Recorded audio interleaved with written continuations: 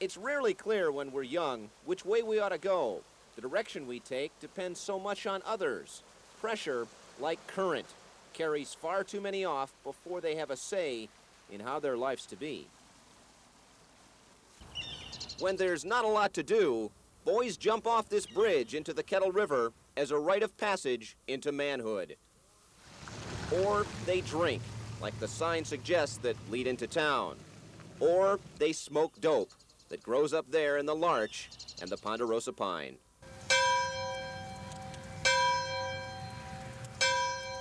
Barry McCombs knows there's an alcohol and drug abuse problem here.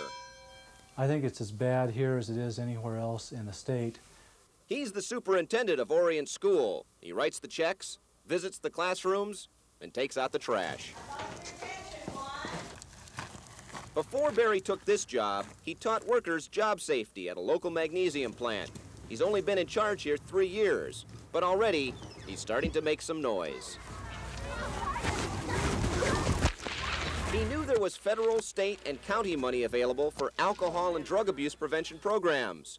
So why not use it to buy bullwhips? He won't hit you. What's rule number 1, you guys?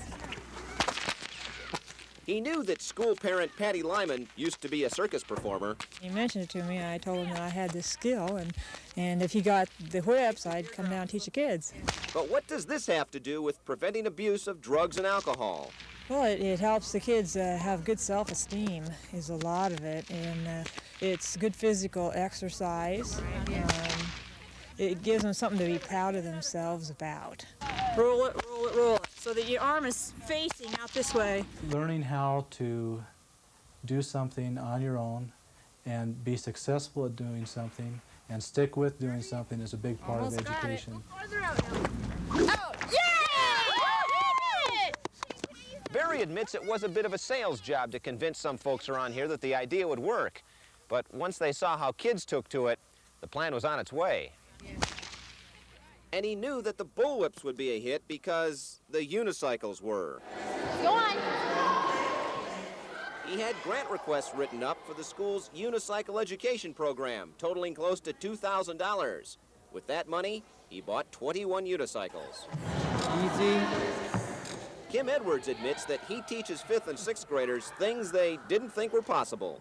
All right, you made it.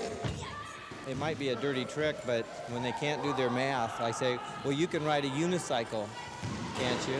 And they say, yeah. Well, I say, well, you can do this problem also. Well, when you first learn how to do it, it's a real sense of accomplishment, and it gives you something to do with your time.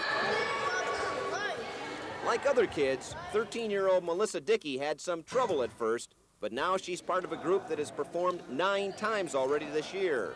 Now that she knows how to ride a unicycle, she probably wants to join the circus, right? No, I think I might be a lawyer.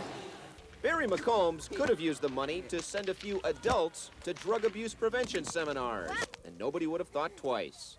Instead, he spent it on kids for something they could use: direction. John Yeager, News 4, Positively Northwest.